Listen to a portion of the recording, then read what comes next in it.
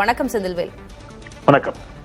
திமுக காங்கிரஸ் கூட்டணி தொடர்பாக அந்த சலசலப்பு எழுந்தபோது தேர்தல் நேரத்தில் இப்படிதான் அதிக தொகுதிகளுக்காக இப்படித்தான் பேசுவார்கள், அதை கடந்து போயிடலாம் அப்படிங்கிறதாக முன்னாடி பார்க்கப்பட்டுச்சு. ஆனா இப்போ பிளவு அதிகமாகிக் கொண்டிருப்பதே நமக்கு வெளிப்படையாக தெரிகிறது. என்ன நடக்கும் அடுத்து திமுக காங்கிரஸ் கூட்டணியில அப்படின்னு எதிர்பார்க்கலாம்? இல்ல, ரெண்டு விதமா நான் இதை பார்க்கிறேன். கூட்டணிகளுக்குள் எதுவும் பிளவு ஏற்பட்டிருக்கக்கூடிய ஒரு சூழல் உருவாயிருக்கிறதானா அப்படி இல்லை இந்த நிமிடம் வரைக்கும். காரணம், நேற்று திரு செல்வப்பிரந்தர் அவருடைய அந்த செய்தியாளர் சந்திப்பு அவர் பேசியது, அதன் பிறகு அவர் மல்லிகார்ஜுன கார்கேவை சந்தித்து வந்தது, அதன் பிறகு கிறிஸ்டோடங்கர் பேசியிருப்பது, இதெல்லாம் பார்க்கின்ற பொழுது கூட்டணியாக இரண்டு கூட்டணிகளுக்குள்ளும் எந்த சிக்கலும் இந்த நிமிடம் வரை இன்னும் ஏற்படவில்லை அப்படிங்கிறத நம்மளால உறுதியாக சொல்ல முடிகிறது. அதே நேரத்துல கூட்டணிக்குள் குழப்பத்தை ஏற்படுத்தக்கூடிய முயற்சியில் சிலர் வேலை செய்கிறார்கள் என்று முதலமைச்சரை சுட்டிக்காட்டியிருந்தார். நான் அதை பாஜகவா கூட பார்க்கல, அதை நான் நேரடியாக மாணிக்கம் தாகூர், பிரவீன் சக்கரவர்த்தி போன்றவருடைய நடவடிக்கைகளாகத்தான் பார்க்கிறேன். காரணம், மாணிக்கம் தாகூர், பிரவீன் சக்கரவர்த்தி போன்றவர்கள் எங்களுக்கு அதிக இடங்கள் வேண்டும் என்று கேட்பது அவருடைய உரிமை, எங்களுக்கு ஆட்சியிலும் அதிகாரத்திலும் பங்கு வேண்டும் என்பது கேட்பது அவருடைய உரிமை. ஆனால் அதை தாண்டி அந்த லட்சுமண ரேகை என்று சொல்வார்கள் அல்லவா, அதை தாண்டி அவருடைய விமர்சனங்கள் அமைந்திருந்தது.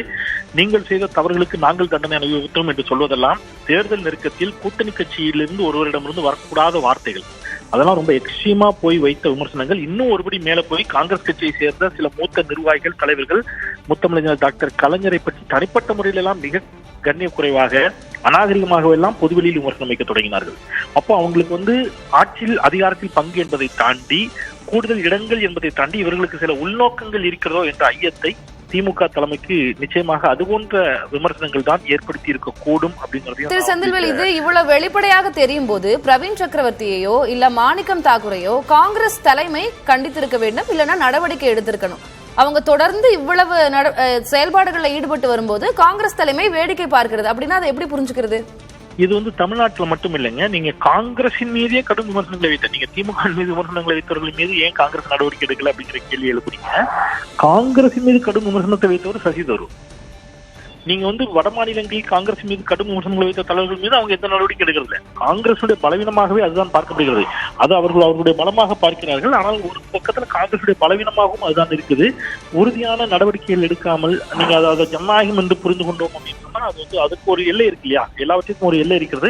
அந்த எல்லையை கடந்து அந்த விமர்சனங்கள் நகர்கின்ற பொழுது, நாகரிகமற்ற முறையில் நகர்கின்ற பொழுது அதன் மீது நடவடிக்கை எடுக்கிறதே காங்கிரஸ் கட்சியுடைய கடமை. நீங்க காங்கிரஸ் தலைவர்கள் மீது விமர்சனம் வைக்கின்ற பொழுது நீங்க பொறுமையா இருக்கலாம், அது உங்க உட்கட்சி விவகாரம், உங்க தொண்டர்கள் உங்களை விமர்சிக்கிறார்கள், கடந்து போகலாம். கூட்டணி கட்சிகளும் அப்படி கடந்து போகும் என்று நீங்கள் எதிர்பார்க்க கூடாது. இது ஏதோ ஒரு இடத்துல இது உடனடியாக முடிவு கொண்டு வரப்பட வேண்டும். கிறிஸ்டோடங்கர் நேற்று சொல்லியிருக்கிறார். இதை இனியாவது காங்கிரஸ் கட்சியை சேர்ந்த மாணிக்கம் தாகூர் போன்றவர்கள் அதற்கு கட்டுப்பாடுவார்களான்னு பார்க்கலாம். திமுக என்ன நிலைப்பாட்டில் இருக்குன்னு நம்ம புரிஞ்சுக்கணும் திரு செந்தில்வேல். இல்ல, திமுகவை பொறுத்தளவுல அவங்க உறுதியான ஒரு நிலைப்பாட்டை சொல்லிட்டாங்க. முதலமைச்சர் நடக்கக்கூடியது என்பது திமுகவிற்கும் பாஜகவிற்குமான போர் அல்ல, வார் அல்ல, இது தமிழ்நாட்டிற்கும் என்டிஏ கூட்டணிக்குமான ஒரு போர் அப்படின்னு அவர் அறிவிச்சிட்டாரு. சோ என்டிஏவை தமிழ்நாட்டில் நீங்க ராகுல் காந்தி ஒரு வாதம் வைத்தார், நீங்க உங்களுடைய லைஃப்ல ஒருபோதும் you never ever entire in your entire life தமிழ்நாட்டுக்குள்ள நீங்க நுழையவே முடியாது என்று பாஜகவை பார்த்து சவால் விட்டார். அது என்ன நம்பிக்கையில சவால் விட்டார் திரு ராகுல் காந்தி? காங்கிரஸ் மீதான நம்பிக்கையில் மட்டுமா, இடதுசாரிகள் மீதான நம்பிக்கையில் மட்டுமா, திமுக மீதான நம்பிக்கையில் மட்டுமா, அல்லது திமுக, காங்கிரஸ், இடதுசாரிகள் எல்லோரும் ஓரணியில் ஒன்று திரண்டு என்று பாஜகவை தமிழ்நாட்டில் எதிர்க்கிறார்கள் அப்படிங்கிற அந்த நம்பிக்கையில் இருந்தா அப்படின்னு பாத்தீங்கன்னா, பெரியாரிய சிந்தனைகள் ஊறிப்போன தமிழ்நாட்டுல எல்லா கட்சிகளும் தங்களுக்குள் இருக்கக்கூடிய சில கருத்து வேறுபாடுகளை கடந்து மறந்து ஓரணியில் நிற்கிறார்கள் என்ற நம்பிக்கையில் தான்.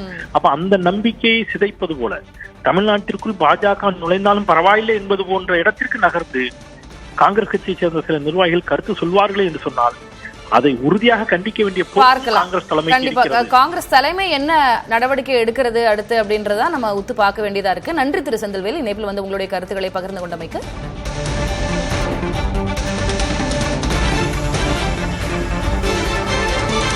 மாணிக்கம் தாக்கூர், பிரவீன் சக்கரவர்த்தி ஆகியோர் மீது நடவடிக்கை எடுக்கப்படுமா, அவர்களுக்கு சிக்கல் என்ற ஒரு நிலை தற்போது எழுந்திருக்கிறது. சதுரங்க பலகையில் கை வைத்திருக்கிறார் முதலமைச்சர் ஸ்டாலின். காங்கிரசுக்கு மறைமுக எச்சரிக்கை அனுப்பியிருக்கிறார் ஸ்டாலின்.